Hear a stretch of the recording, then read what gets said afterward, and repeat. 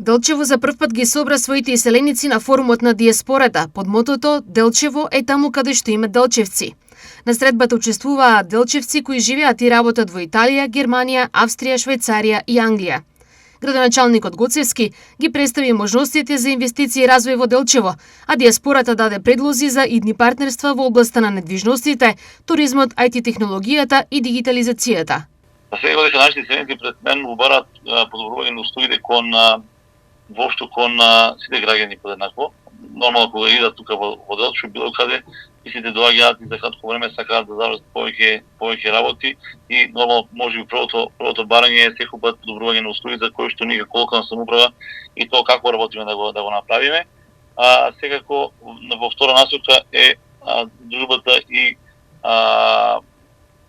оние врски кои што сакаат да се ги вратат со родниот крај и не случајно во повеќе населени места имаше иселенички вечери и се уште има.